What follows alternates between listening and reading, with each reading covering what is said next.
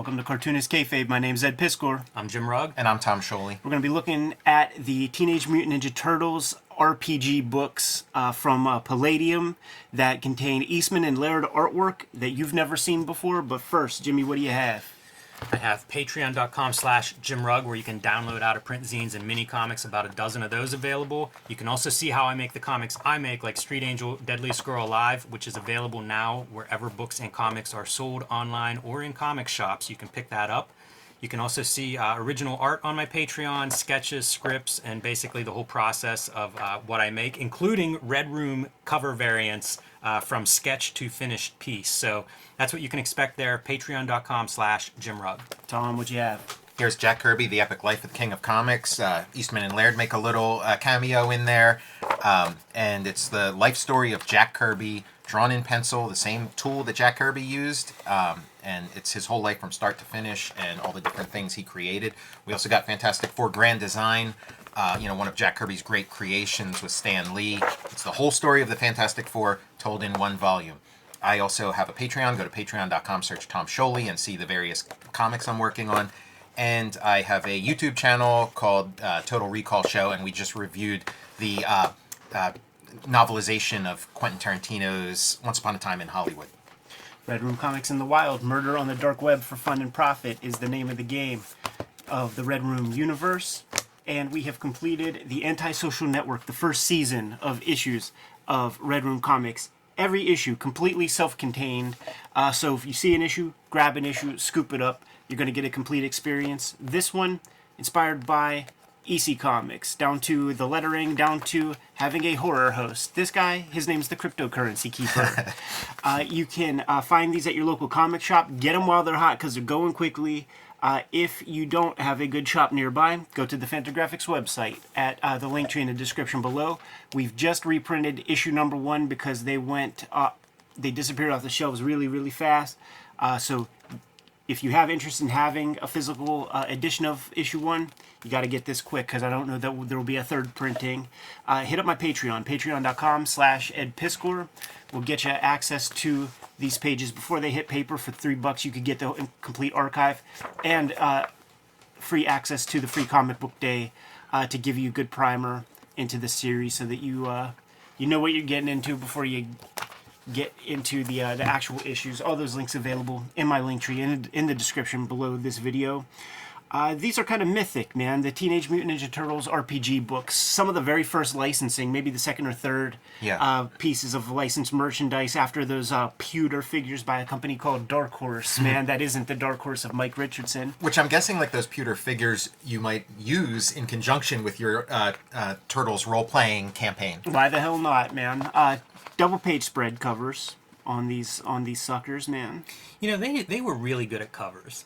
I feel like the Eastman and Laird, it's one of those strengths that helped that. But, I mean, that's a good-looking cover, you know? It's very striking, and it really shows off the turtle characters. We looked at the autobiography, and there is a lot of prelims that are done in a very professional way. And it's mostly it's mostly Eastman who's, like, got the dynamic energy and isn't afraid to bust out that airbrush.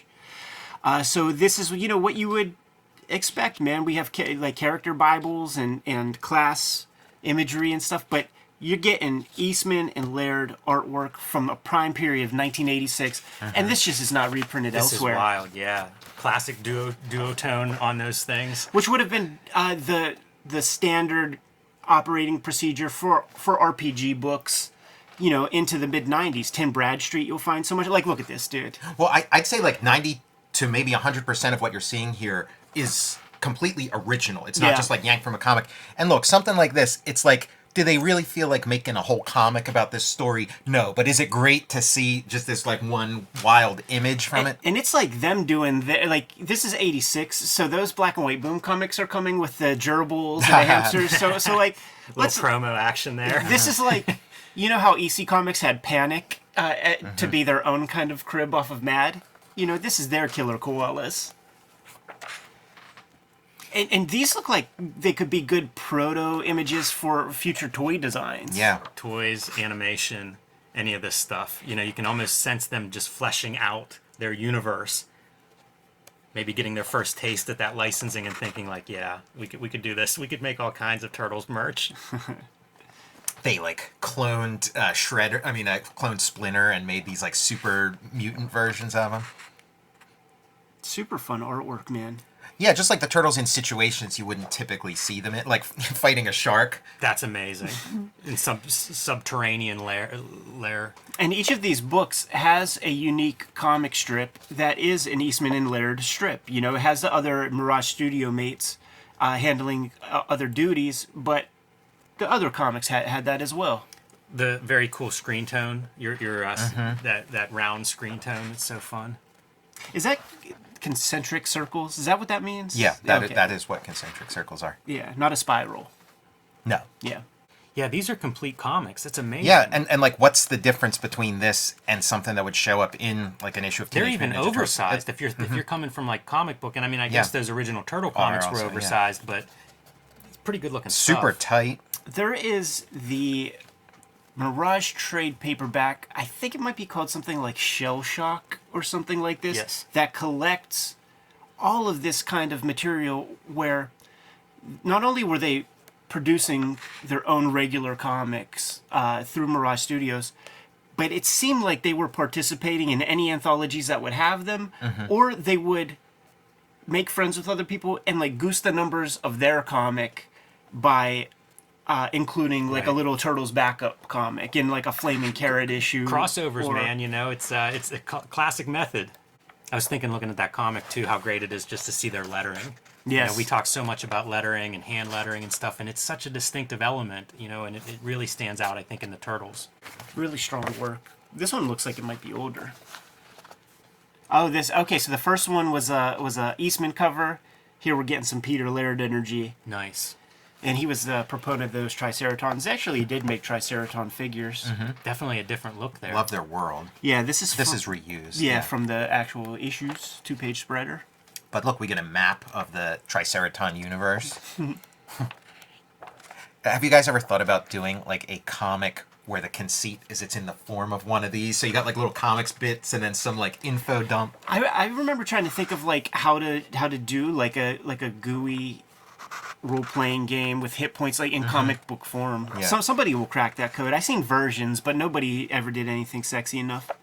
Got the little Krang guys. Yeah, it makes so much sense that people experiment with that stuff, because I'm sure these illustrators, you know, not just this book, but role-playing games, there's such crossover in terms of, like, influence.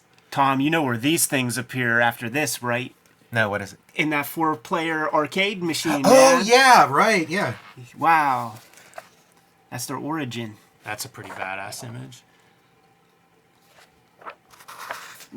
It's just pretty Triceraton heavy. Right, yeah. Yeah, I'm a fan of that little Triceraton side trip they took. Fugitoid. I was wondering when he was going to Yeah. show up. Also an action figure based on him. Yeah, he's where it all started. The toys started getting into this kind of space, man, Yeah. where stuff was just like so weird. Joe Eyeball and those guys. Yeah, it feels like these are, you're seeing different hands here. Definitely, at that's work. not Eastman Laird. But this is unmistakable. I love the duo shade drawing for the mountains in the background. I like the idea of like the turtles behind the Iron Curtain. They would talk about, like, Eastman was talking about how there were, like, weird Russian bootlegs, and he had to, like, get a guy who knew how to, like, sneak over and... Well, yeah, and the license there was like dudes with machine guns and trucks who were selling the licensed version. Like it was contraband. Splinter is like the Lois Lane of Turtles comics, man. He's always getting captured and needs rescued. Yeah, he's like Robin. But he's supposed to be the master. Robin's such a... But he's old. He's past his prime. Wow, this one has little Krang dudes, Fugitoid, and the Turtles. Oh, dude, so that's like the Krang toy had that body because you had to buy the big human bald guy body. Yeah, I feel like they just recently like reissued like a reaction figure Super 7 or whatever of this version of Krang. Wonder how many versions of that character, how many figures exist. Yeah. Of the Krang brain. Yeah. Yeah, it's interesting because we're always talking about like Eastman and Laird being like underrated, like, oh, aren't their covers great? They don't get enough credit for it. But meanwhile, it's like they're like the two biggest successes in comics history, you know, but it's like, oh, these poor schlubs, you know. If only they never really made it, did they? They didn't phone it in, man. Yeah. You know? That's some legit stuff. You always hear about these things. I never once laid my eyes on these RPG books. Very cool to take a peek at these things and to see some Eastman Laird artwork that I've never seen before. There are other RPG books, because I remember there being so many more anthropomorphic, like crow guys in Splash Page and different kinds of animals and stuff. Man. Yeah, I feel like How these many two of are these probably things- supplemental. There's probably like a big fat like encyclopedia, like the starter set or whatever that has like everything in it. Yeah. I wonder what kind of numbers these sold in. Because you could find these like in a Walden Books or something. Like Yeah. they would have a game section probably before they even had a graphic novel section. So there probably was wide distribution of them. Yeah. And the fact that there's several volumes suggests that, they must have been at least partially successful. I'm gonna take a look before this video goes online and see what I can find. See Yeah. what I can drum up. Well, yeah, I mean, Got to like, beat the kayfabe effect. we Ed. know Look at some. the turtle tails, man. Like you just know that It's that's trolling. not. You just know that's not going to survive No. licensing very long. It's going to be the first thing omitted. I mean, we know a lot of guys in retail, and it's like you hear the story of like the role playing thing. The gaming has like ups and downs, and then comics has its ups and downs. So like sometimes, as one's up, that kind of gets you through, and then when the other one goes up, that gets you through, and they kind of like balance each other out. When all things suffer, you got to sell Hulk cans.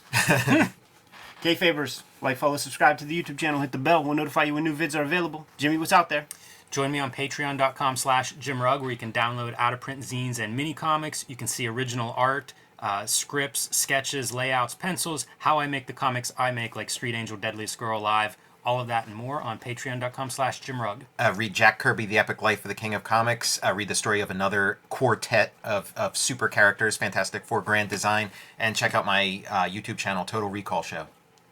Red Room Comics in the Wild, Murder on the Dark Web for Fun and Profit. The entire first season, 4 issues of the Antisocial Network is out there on the shelves as we speak. Get them at your local comic shop ASAP, or grab them from Fantagraphics at the link tree in the description below this video, or hit up the Patreon. Check the comics out digitally. They're all available before they hit paper, and the free comic book day is on my Patreon as well. Once again, in that link tree in the description below this video. Jimmy, what else do we have? Subscribe to the Cartoonist Kayfabe e-newsletter at the links below this video. You can also find Cartoonist Kayfabe t-shirts and merchandise at the links below this video. Give them those marching orders, man, so we could be on our way. Read more comics.